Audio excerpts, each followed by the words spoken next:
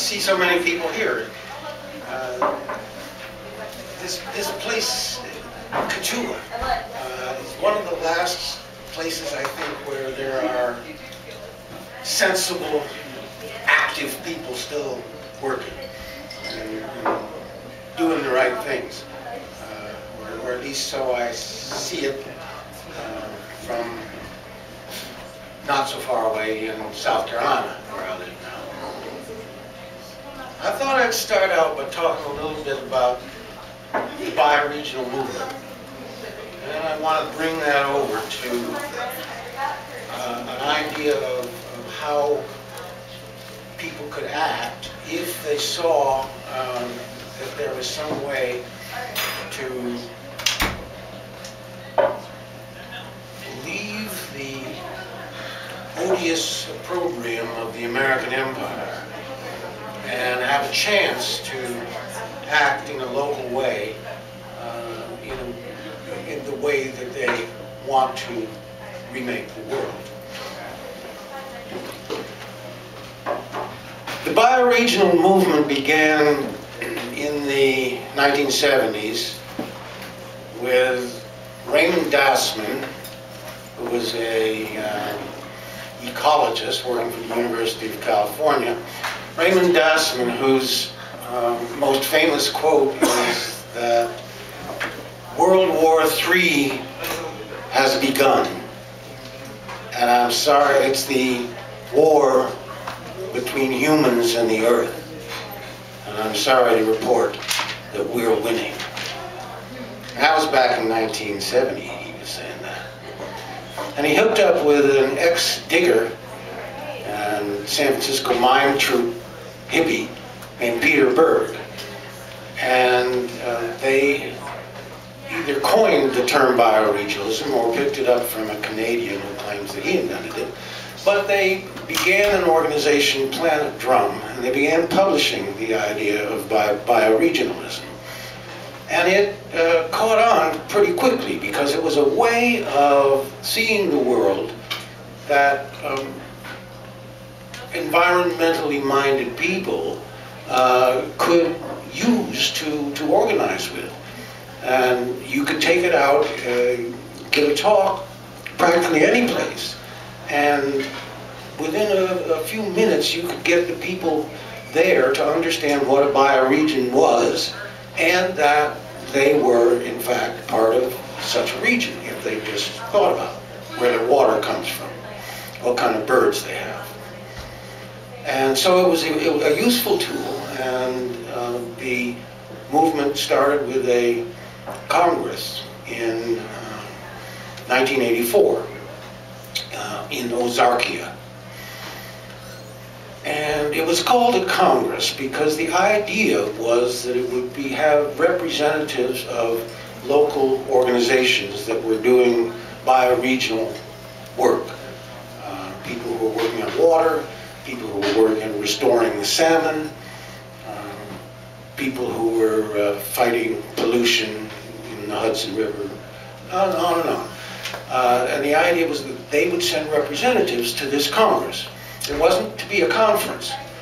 It was to have people representing, as the Congress of, say, 1774, 75, and 76, people representing, and with that model in mind, the first three Congresses were devoted to creating a series of platforms that would cover all the things that a bioregional vision should encompass. And it's an extremely good job that we did in those years. So good that after the third one, there didn't need to be much refining of it. And so the subsequent meetings, biannual meetings, turned into less being congresses and more being campouts and conferences. And when they lost that kind of drive to create a platform, they became essentially campouts of people who knew each other and wanted to see each other every couple of years. And so it sort of faded as a political movement. Although in the 21st century, some people in the CAW bioregional area, that's Kansas area watershed, have revived it. And there have been 3 conferences over the last few years, attended by about 100 so people who want to keep the bioregional idea alive. I would say, though, that in fact the bioregional idea has percolated into other parts of the society, and that the bioregional movement as such no longer exists, but it has achieved some of its goal. Very early on, the national professional geographers adopted that word. City planners began using that word.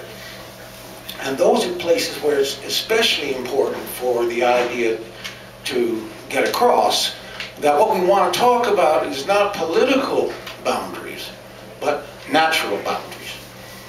And that's what a city planner or a regional planner should be thinking of. Instead of the phony metropolitan area boundaries that a lot of regional planners work with, some of them at least began to work with bioregional boundaries and trying to control development within those perimeters. It is also an idea that has touched a number of other movements. I mean, the community-supported agriculture, for example, comes out of the idea that bioregionalism fostered that it is local foods and local resources that people should use to develop at a local level. And the whole local food movement, which today is fairly strong, and the farmers markets and the CSAs, stems from that bioregional idea taking hold in a lot of different places. Now, the difficulty with the bioregion, and then a problem that it always had, is that it has no political boundaries. It has only the rather fuzzy natural boundaries, and most of the political boundaries are not, pay no attention to the natural boundaries. There are a few exceptions, but so it was difficult to try to organize politically in a bioregional context, and it hasn't in fact been done. At one point when I was living in the Hudson Valley, we tried to have a gathering that we thought could be a legislative gathering for the Hudson Valley that would have so much authenticity that people would start thinking of it in political terms and start thinking about electing people to a legislature.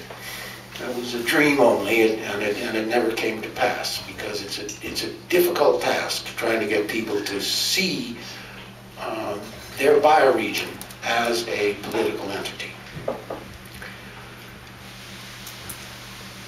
But the principle there was still valid, that if people are going to take control over their lives, it has to be at that level where the natural forces most affect them. And if you can't do it in a bioregion per se, maybe the best thing to do is to take the given political boundaries and try to work within them. And that's where the idea of secession was born.